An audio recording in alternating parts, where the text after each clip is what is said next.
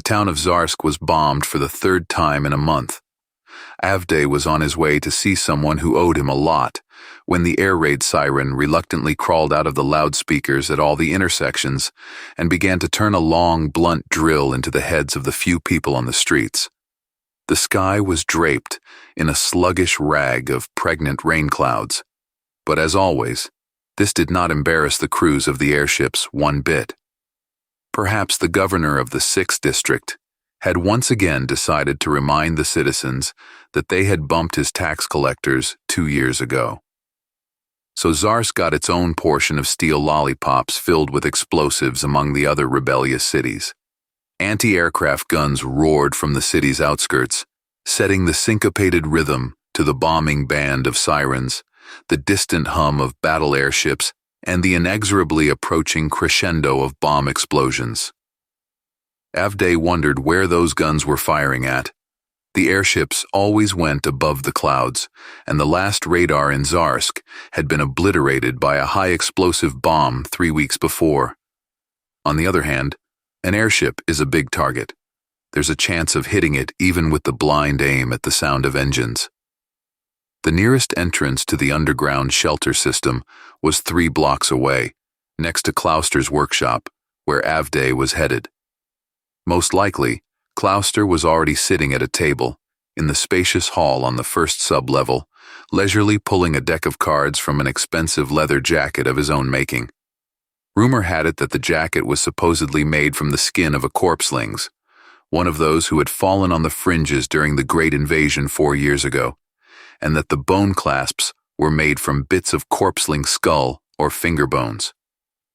But Avday knew that in his lifetime past, this alleged corpseling mooed, chewed grass, gave milk, and tried to kick a gaping shepherd. It was Avday who had sold a dozen well-tanned cowskins to the Clouster. Anyway, what does he care about idiots who believe such nonsense and let their guard down by allowing Clouster to rip them off at cards? The humming of the blimps grew louder. The syncopation of the anti-aircraft bursts had already lost all rhythm and turned into a disorderly rumble, as if the drummer, instead of holding the rhythm, was trying to thin out with the sticks, the swarm of giant bass-ringing mosquitoes swirling above the big drum. Avday realized that the time for a lazy walking had passed and started running, keeping his course for the conspicuous sign above the corner entrance to the 4-story brick building. Bags, covers, belts, Cluster and company. There was no actual company by all means, but Cluster thought it would sound more respectable. An underground entrance was around the corner of the building, hidden from Avday's view by a row of trash cans. Avday rushed down the finally deserted street to the coveted hole in the ground, still unaware that he was racing against a 300-kilogram bomb, which had chosen as its target almost the same point on the map as he had. He could hear the growing howl, but he did not consider it, because it was pointless. All that was left was to play heads and tails with death, as all the inhabitants of Zarsk had to do from time to time. He had not reached only 50 steps to the underground entrance when a bomb turned the neighboring house into a giant erupting flower of fire, glass, and brick fragments. Amazingly, none of the debris raining down from the sky landed on Avday's head or back, while he, stunned and concussed, stood on all fours, trying to shake the bells of all the world churches out of his ears. There was a vague howl and rumbling through the noise, and when Avday looked up, he saw several new columns of smoke pulling their curly tentacles toward the low clouds. Avday struggled to his feet and waddled forward. His ringing consciousness noted indifferently that Clouster's workshop had nearly survived, though the northern half of the house had been reduced to a pile of smoking bricks and junk. It had only blown out all the glass and thrown the samples and mannequins from the shop onto the pavement. Clouster would be furious, Avday thought. Of course, the city council would pay compensation for a late warning of a raid, but that wouldn't cover all the damages, And if the patrol did not rush here, the looters would steal at least half of the merchandise. Damn, it would hit me too, Avde thought, stepping carefully over the scattered leather goods and crunching the broken glass under his boots. Kloster owed him 3,000, and now the craftsman wouldn't be able to spare a nickel. If Avde doesn't get that money, Papa Rick is not to be trifled with. He doesn't forgive debts and doesn't give more time. One of the dummies was lying across the massive iron hatch that covered the entrance to the tunnel. Twisted and broken, arms and legs sticking out at crazy angles to the body. A human-sized doll which somebody had slammed into the ground and then stamped on a few times more with a boot. Avde took it by the leg and dragged it away from the hatch. Why is it so heavy? He thought. Does the klooster stuff them with sand so they won't get lifted from the shop? The dummy was lying silent in the settling dust.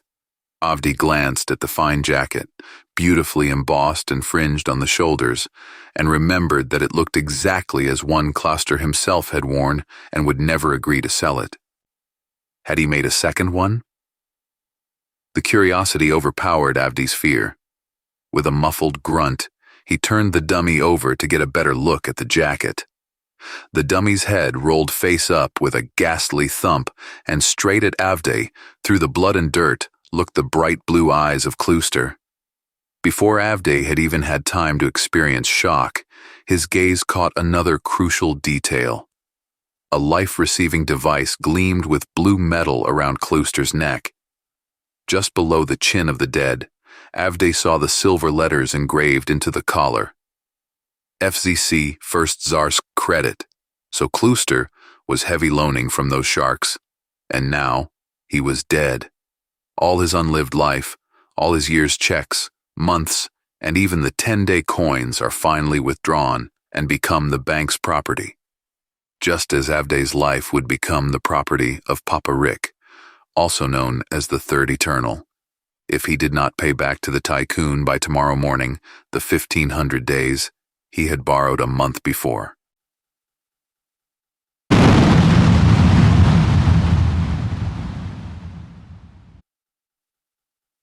There were surprisingly few people in this branch of the subway. Avde did not linger in the halls of the first sublevel, designed exclusively to wait out bombings or corpselings raids, but took the elevator directly to the fifth sublevel, the area of restaurants, brothels, gun and alcohol stores, cheap and not-so-cheap hotels, everything that would be too expensive and troublesome to rebuild every time after another mess happens on the surface.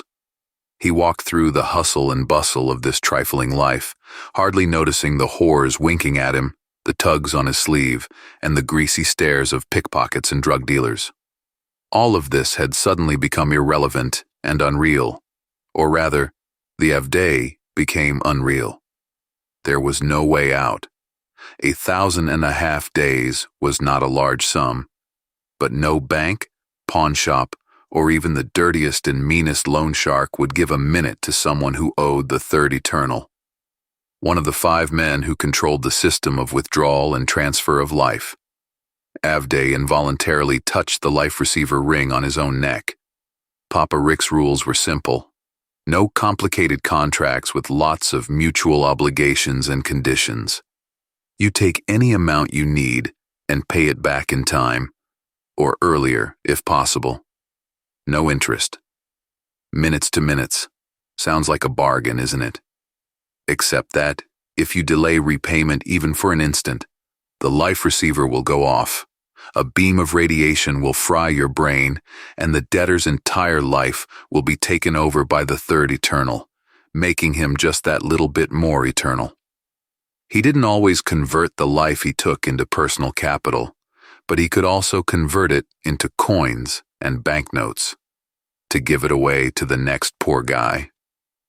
Had it not been for his mother's illness, Avde would never have gone to Papa Rick. But the long treatment had eaten up all his savings, and he had to quit his job to take care of his mother. Avde hoped to make some money by enlisting in a sweep squad to clean up the horde of corpselings that constantly plagued Zarsk, but it was too late. The airships from the 6th District, which also suffered from raids, covered the horde with a napalm carpet, and the recruiters could only shrug their shoulders in disappointment. Klooster's old debt was a last chance. You don't make 1,500 days overnight, not even by peddling dope from the southern counties. Avde still had 150 and some change in his wallet. He could have had a farewell party, a cash flush, so he wouldn't have to give at least that to the Third Eternal. At the moment of transfer, the life acceptor zeroed out. Not only the unlived life, but all the bank accounts, and even the cash. Everything went into the possession of the creditor. But a revelry needs at least some spirit, and Avde had nothing left but dull, depersonalizing despair. Colored flashes hit his eyes. Colored flashes hit his eyes. Everything on the 5th level was sparkling and twinkling by default, but this flash surpassed the general flicker so much that it even snapped Avde out of his trance of self-regret. He looked up. The huge sign glittered with all the colors of the rainbow, plus one extra. Eternal Life Casino. Who doesn't want to live forever? Bet one day and win centuries. Winnings right away. Avde shrugged his shoulders. He had never been into gambling, though he knew the rules of all the most popular ones. Too many of his acquaintances had ended up as beggars, living literally day by day, but he had only one day left. A real day, or what's left of it, until the morning. So what difference does it make where to spend it? Of course, the casino won't give him credit to buy in, but he still owned the cash. He could stretch it out for a long time if he plays small and takes no risks. Avde stepped to the door, and the gleaming flaps slid silently open to reveal the inviting purple bowels of the casino, the beeping of slot machines, the crackling of dice and rustling of cards, the chirping of roulette, and the omnipresent light clatter of chips, as if 3 divisions of Lilliputians were tapping with tiny castanets. The players' voices, calm, excited, full of joy, of a busted pot, or despair of the last lost chip. The smells of alcohol, tobacco, perfume, cloth, and unhealthy excitement. The soft, monotonous voices of the dealers. A casino universe where there is no time, but where that time can be won or squandered. Avde didn't even go near the machines. Competing his luck with a soulless machine seemed like a game lost in advance, and the roulette wheel was in the same directory.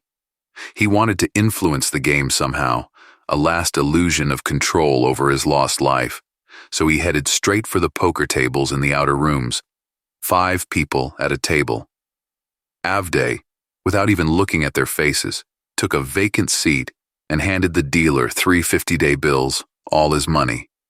The dealer nodded, handed him the chips, and said, "Texas Hold'em, ante is 20 minutes." The game began. At first, Avde played mechanically, following the most straightforward rules the late Klooster had taught him. Not to bluff too much in the pre-flop, to count, at least approximately the odds, and not to give the game to the player on the blind if everyone before you has folded. Ante, flop, raise, turn, and river, raise, again, check. Win, fold, fold, lose, win. Gradually he began to get involved, notice the partners' tactics, and catch their strengths and weaknesses. He even went all in once, picking up a 4 of queens on the river. All others folded, not taking the risk. The pile of chips was growing, and with it, Avde's consciousness was flying away from the inevitability of tomorrow's doomsday, sinking without a trace into simple rituals. 2 of diamonds, 7 of spades. Someone doubles the bet, fold. 2 tens, 1 more on the flop, raise. 2 folds, the rest open, win. Blind with garbage, fold. Check, check, fold. Time has become obsolete and gone into another dimension. The casino has no clock, but Avde was in no hurry. The end of the game would come to him, no matter what he did. Partners changed, and he played. Dealers changed, and he played. Occasionally, He ordered a glass of beer.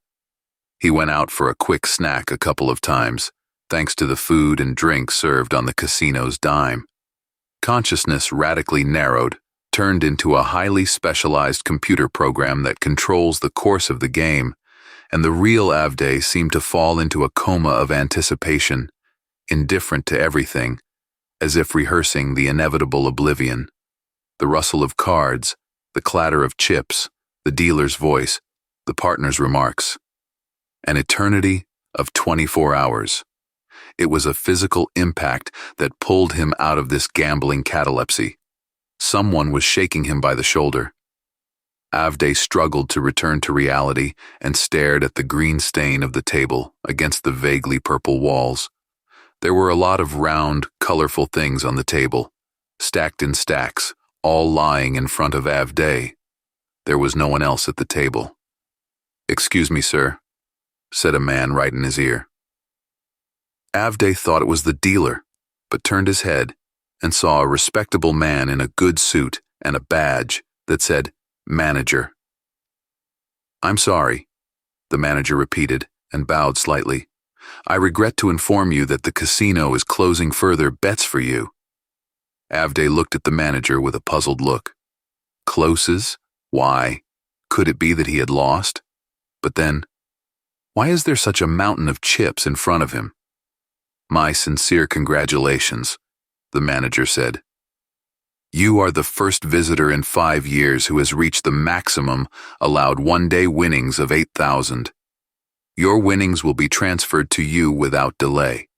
I hope that you will become a regular customer of the casino." Avday looked confusedly at the manager. Closing? Why?